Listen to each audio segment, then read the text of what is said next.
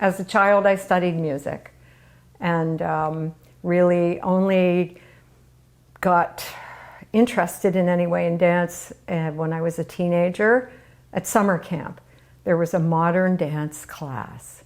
But I would say before that, I used to put plays on at school.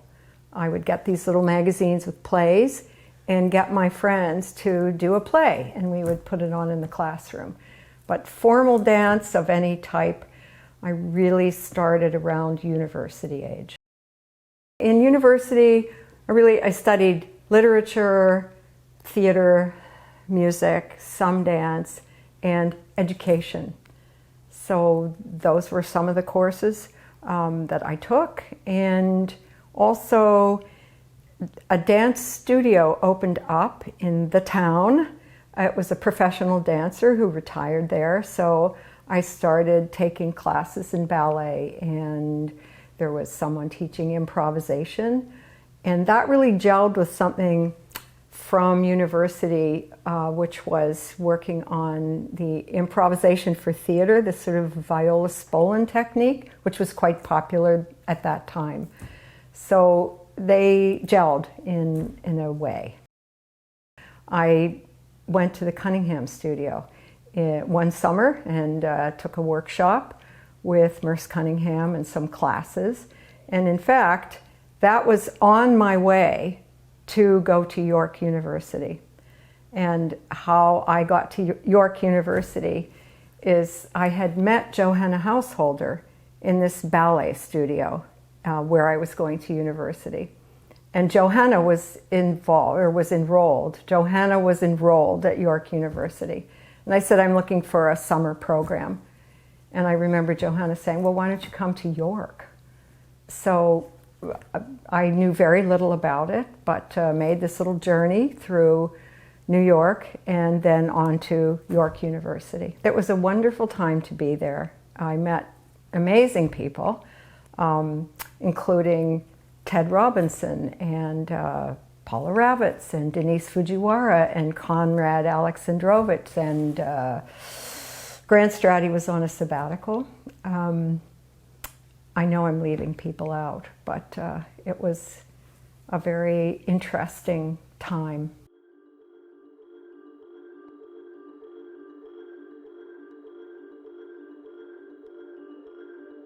Kevin McGarrigle-Schlosser was teaching some improvisation, and that was part of the bridge that happened, you know, with people like Johanna, Elizabeth Chitty.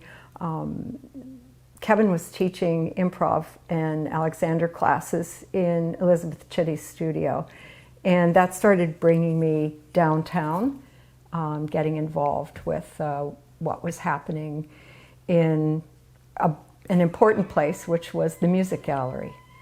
And that was where a number of the, at that time called independent choreographers, would go and improvise with the CCMC, the Canadian Creative Music Collective. And that, in fact, is the parallel gallery where DanceWorks first started.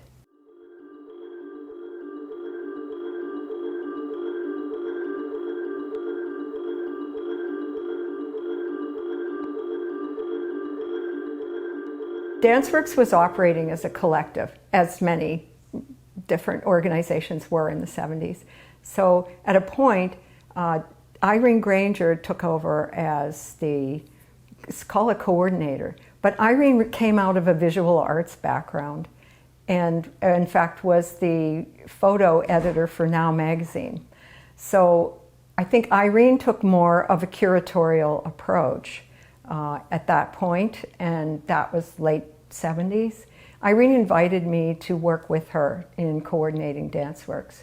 And then Irene moved on, as some of the other founders had, Johanna Householder and Janice Ladke, Louise Garfield, who became the Clichettes, Joan Phillips, Carolyn Schaefer. There was a variety of people, Charlotte Hildebrand. Different people came and went. Irene was part of it. Anyway, so to be succinct is to say the works had always been interdisciplinary There was movement, but there was text and projections, Super 8 videos.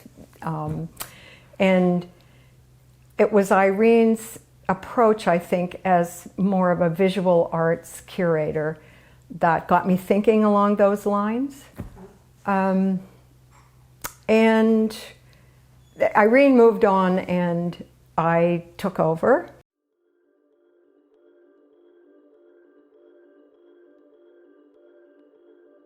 In this process, on some good advice from René Blouin at Canada Council, who was working at Canada Council at that time, he said, well, the work that you're doing, we could support, but you would need a curator. And so Margaret Dragoo became our first performance art curator. And I felt like, as a parallel to that, I would be the dance curator. So it was I guess a series of different influences that led me to that point of saying, well, we're going to make selections of specific pieces to present in a series. This piece will be followed by a jam, and all tonight's performers and any other dancers in the crowd are invited to join in with the jam on stage.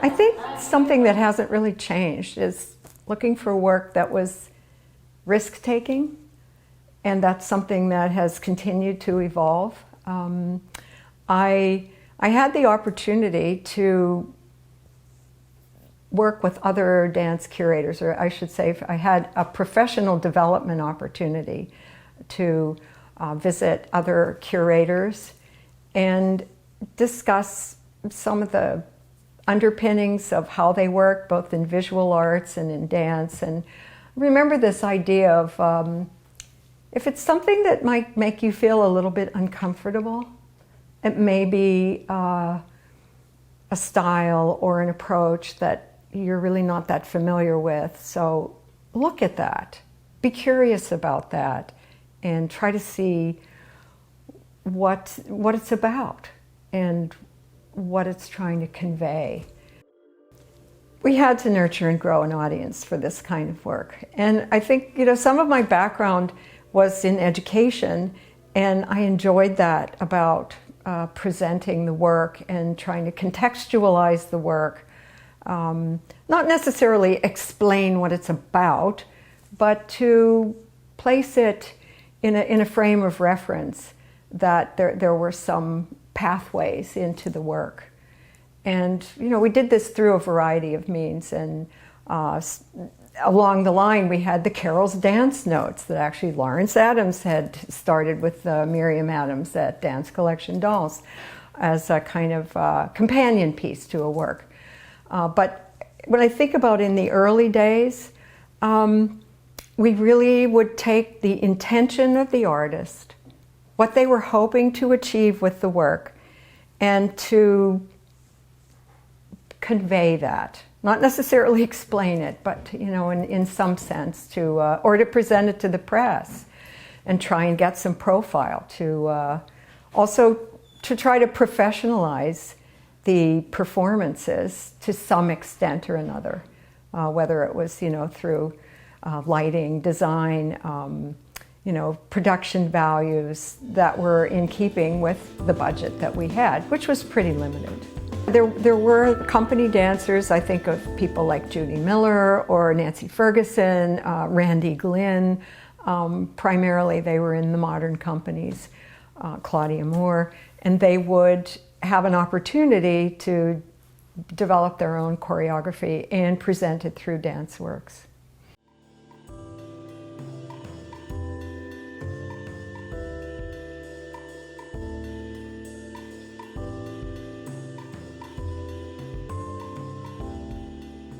I think that the evolution, some of it stemmed from the work in, I'll say, the mid-'80s, when we started having meetings of dance presenters across Canada.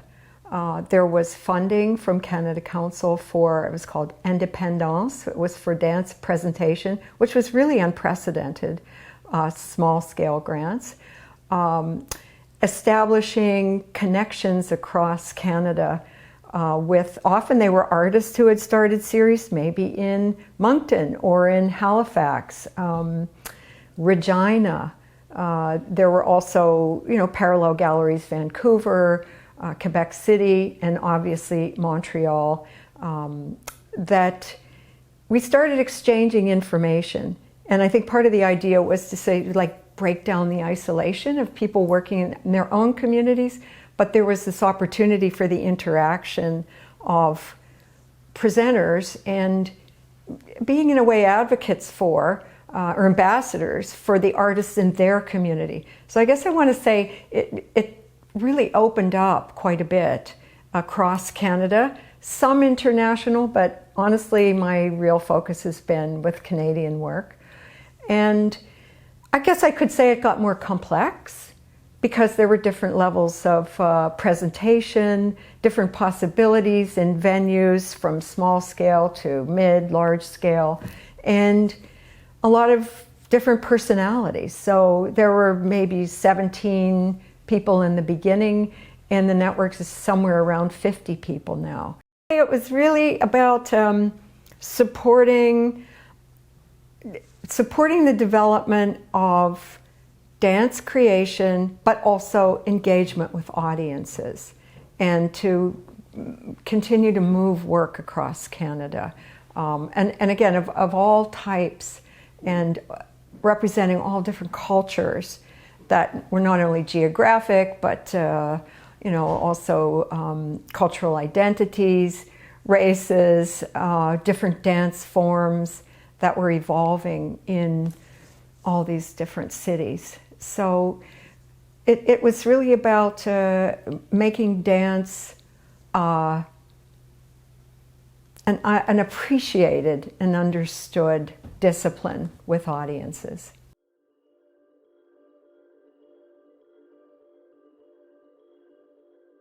We had the US-Canada Performance Initiative, and that involved some dance presenters, but also multidisciplinary presenters. So there were different funding streams opened up with Canadian Heritage, who also wanted to support audience engagement with the arts, in our case with dance. But so there was also that aspect of supporting the presenters. There's a big professional development component, how to work with community, how to work with artists coming from all different backgrounds and reaching their audiences. So, and that continues. There are different levels of dance advocacy, and I'm going to start with a personal thing that, I remember as a child going out to the student concerts for the Pittsburgh Symphony, and I remember them having a guest student cello soloist and this room full of just very excited children, and I was one of them. And I've never forgotten that feeling. We were at the Syria Mosque where the symphony performed, and I'd say I've wanted to and have continued that advocacy with youth, with student matinees. We started a program funded by the Metcalf Foundation to have a really focused education and outreach program, and that continues. We still have this position with DanceWorks. So there's that level where I think it's reaching youth and giving an opportunity for students to come into a professional theater venue. Also to go out and do workshops, but that excitement that I feel in the theater. So there's that. There's also the advocacy with public funders, and to understand that there are different roles, that it's not all about only the large organizations, but there's such a vibrant community of people creating work of all different sizes and shapes. And the importance of that, and we had the economic arguments, the economic contributions that the arts made, and we made those arguments, you know. So there's also advocating to corporations and so on. And right to the level of the federal government, you know, going to the Arts Day on the Hill and meeting the decision makers and making the case for the arts. So it's very layered, and sometimes it's a one-on-one conversation with someone says, gee, I didn't quite get that. What did you think about that program? And having an opening, a way to talk about what's just happened that may have been nonverbal and may be unfamiliar, but to look for some aspect that might have just lit a little fire.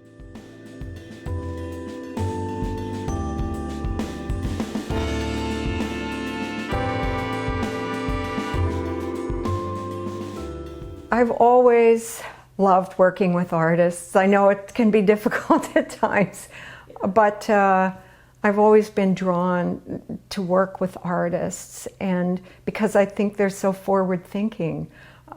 They see things in unique ways, and often ways that are prediction of what's coming, kind of reading the airwaves.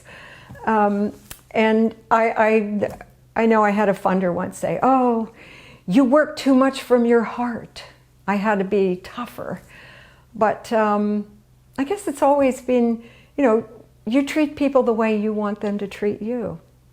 You want to be welcomed. You want to be appreciated. You want to feel special, because you are. There's also the business side to it, and so we have to negotiate limits. But there's so much joy in really being let into that creative process, being trusted with that creative process. And that takes work and takes research and, as I say, just that fundamental appreciation of what someone's trying to achieve and how you can facilitate that. As I'm moving towards retirement, I'm really excited with the new generation of artists who are questioning everything about the hierarchies, about the colonization of the field, about the lack of affordable space, about the demands that are placed on them, sometimes superhuman demands. You know, we've always been able to create with the limited resources, but it's very difficult now. And at the same time, this tremendous resilience and I just say, well, I want to say creativity, but it's way more than that. It's really an interrogation of what the systems are. And I think to an extent that was what we were doing in the 70s and carried into the 80s. And so I think it's a resurgence. I think it's a rebirth coming out of the pandemic, the current economic situation. None of it says, oh, this is easy. But I'm still hopeful. And I think that there are very strong individuals who want to take it forward, but in a very different way.